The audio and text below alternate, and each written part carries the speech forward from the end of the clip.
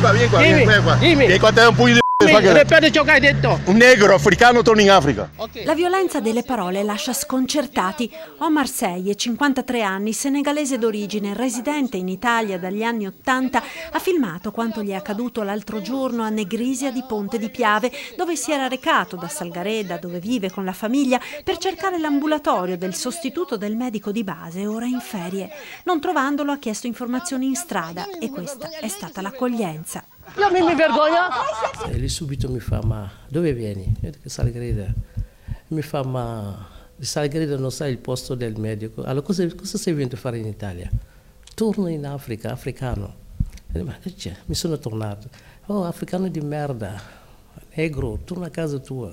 Aveva il pugno, mi diceva che ti do il pugno, torna in Africa, negro. E tutte queste parole qua mi sono sentito molto male, mi resta comunque, però mi sono calmato. Guarda, io prego sempre Dio perché sono nervoso, però quel giorno mi sono veramente calmato per non reagire. Omar non reagisce, risponde sì a chi lo aggredisce con tanta rabbia, ma non perde il controllo, nonostante una donna, forse la moglie dell'uomo, rincara la dose.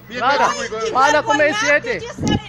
Ma chiama i carabinieri, no? Chiama i carabinieri. Perché vergogna di essere Chiami, ma io mi vergogno, è lei che si vergogna. Invece di calmare le cose, lei come si buttava benzina nel fuoco e venne a riscaldare ancora le anime, urlando, parlando male. È tornato in Africa perché vi vergognate di essere negro.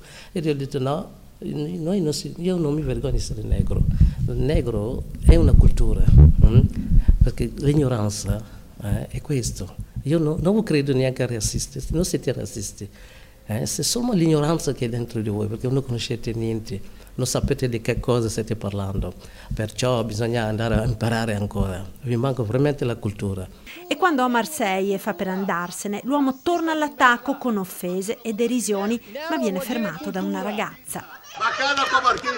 Ma vada.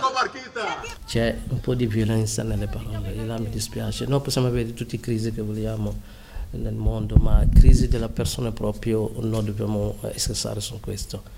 La persona deve rimanere la persona.